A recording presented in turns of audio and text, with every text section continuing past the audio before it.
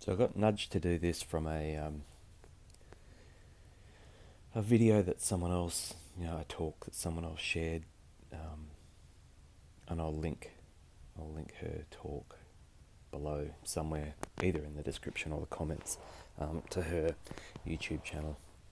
It's just a really brief talk about implants, and how to deal with them, kind of what they are. I mean, there's a lot of crazy talk around them, which puts people off, and buzzwords, but we're talking about, there are physical implants like chips in the arm and stuff like that, but that's very rare because you can't get away with doing that to people unless they're already in the game, like military or whatever, and then you know what you're dealing with.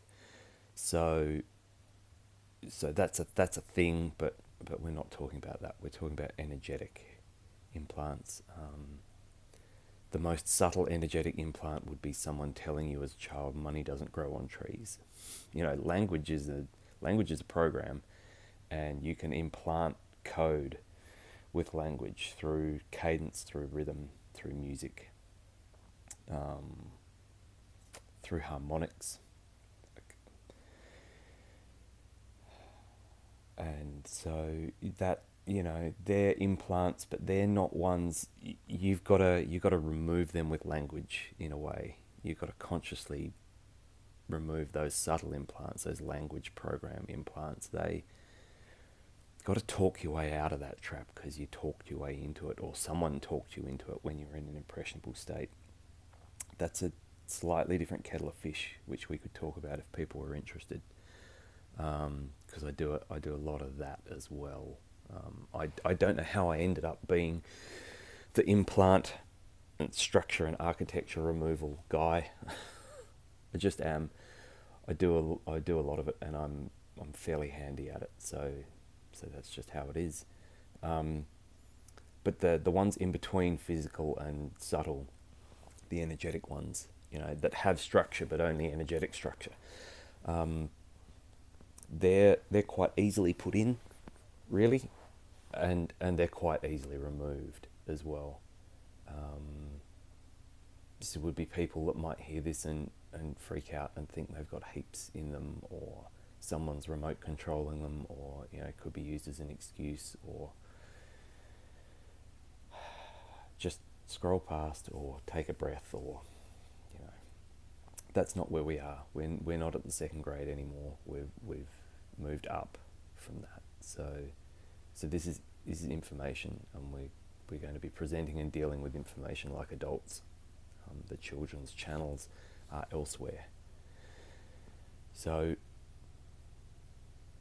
these are really easy to deal with, because the more non-physical structure these things have, the more energetic structure they have, the more complex they are, and the easier they are to overload, and that's how you get rid of them.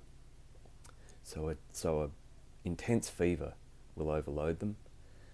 A good Kundalini experience or Pentecostal experience, internal fire, coiling up or down, whatever your language is around that, or belief system, or structure or dogma, that will do it.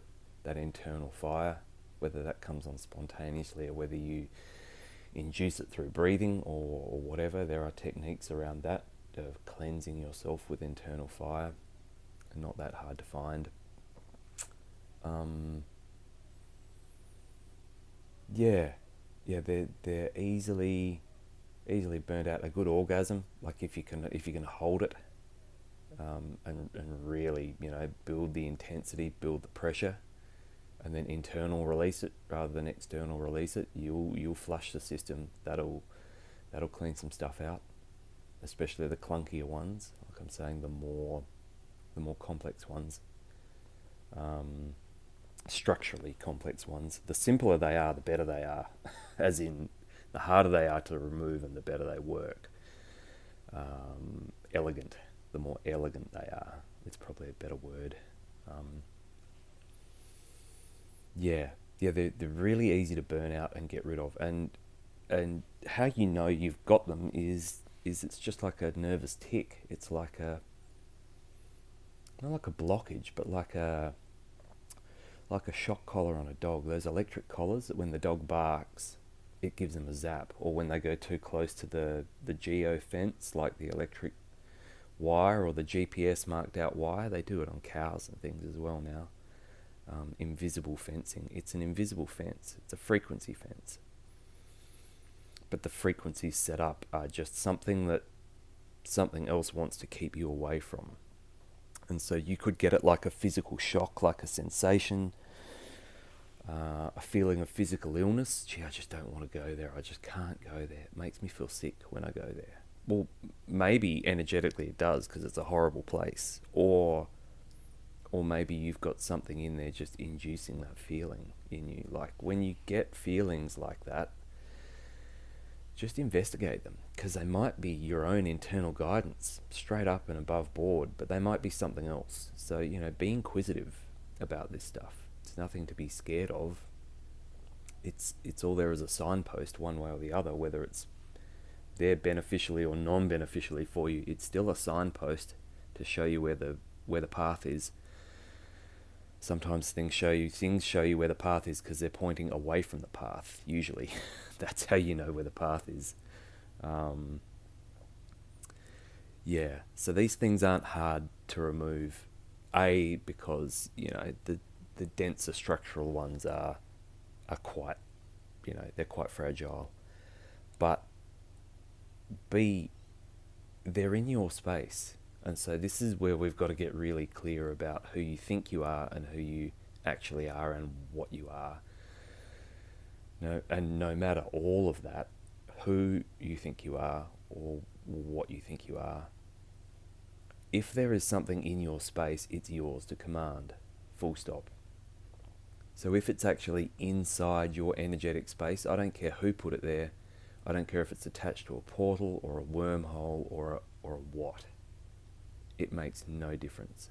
If it's in your space, it is yours to command. And so it might not obey your commands. Like you might tell it what to do and it might say no. Because no one said that things have to obey your command, but it is still yours to command. And so if it doesn't obey your command, you remove it. It can't stop you removing it because it's in your space. You're the boss when it's in your space. You've got to get really clear about that.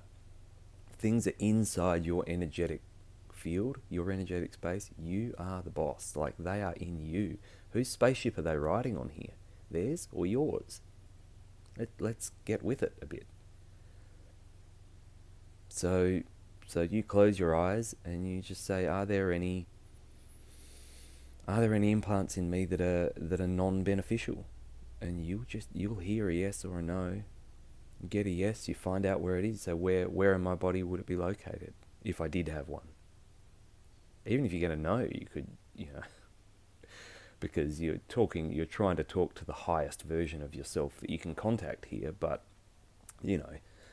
people tap the phone line in between that and you get static and distortion and other people mimicking voices and so play along, but always know that you're the controller, you're in control. So, where in your body would you find that if there was one? Oh, in the knee, right. Yeah, what, would it have a colour? Blue, green, yellow? Does it have a shape? Is it a sphere? Is it a cigar shape? Is it like a cloud of gas? Is it all sharp and spiky? Does it have a feeling or a texture? Does it feel like wood? Does it feel like metal? Does it feel organic or inorganic? Like these, the more you know about it, you're just gathering data. Because if you can pinpoint it and solidify it in your mind's eye, then you'll really believe you've got control of it. Because you always do have control of it, but you don't believe that. You kind of don't even believe it's there. And so it's hiding in your blind spot, in your shadow. And, you could be inventing this, right? You certainly could be. I'm not you, so I don't know. But I know that I have guided people to remove things from themselves that they didn't invent. And physical problems they were having stopped once they did it. So you could be inventing all of this in your head, just like that little voice is saying you are. Absolutely.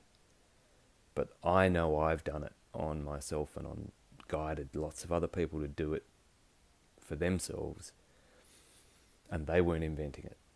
So, that's on you. Just be inquisitive. Go further. Push a bit harder. Probe. Find out what's going on. And then once you've got it, then you just ask, is this something I can remove? It's probably going to be a yes, and you just get rid of it. You just pull it out. You'll know how to do it. And you say, okay, let's remove it, and it'll just come out into your hand, into the space around you. However you picture it happening, you're always in control.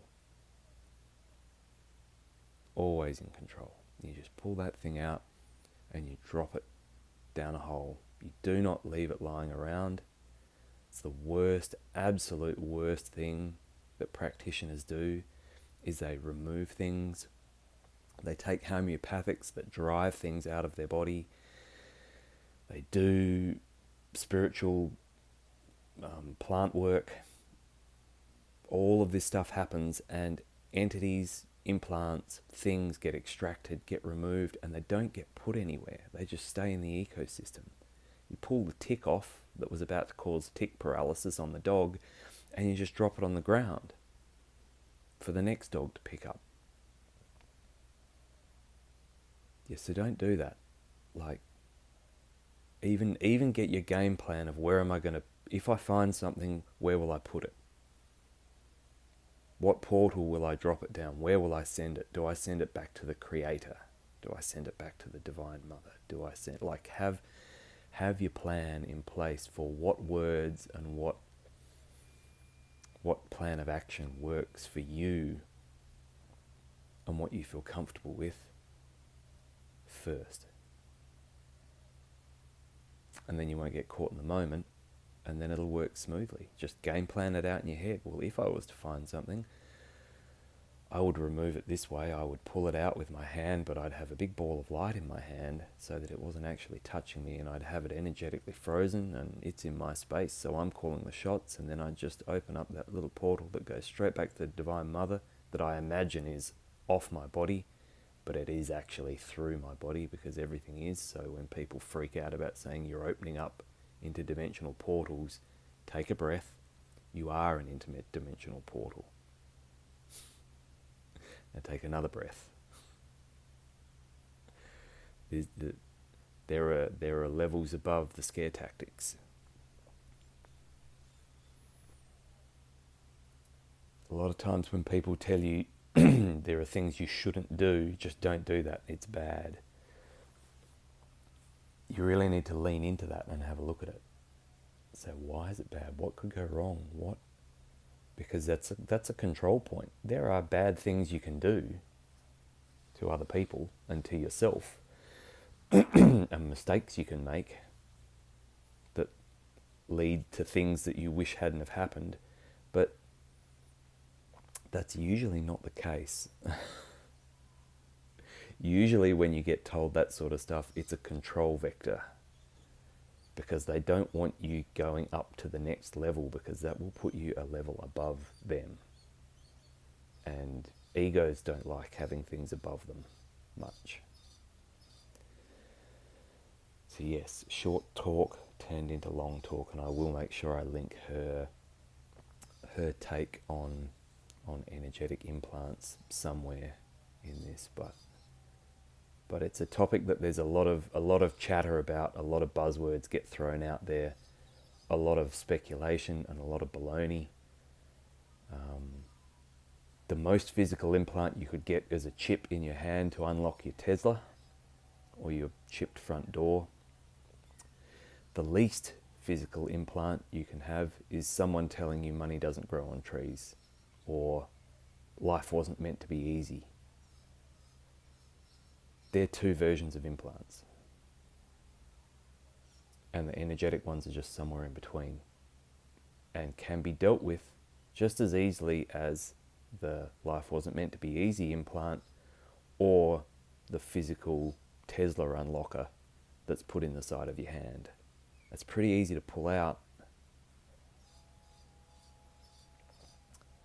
Life wasn't meant to be easy. It's a little trickier to pull out or to rewire, but it's still very doable.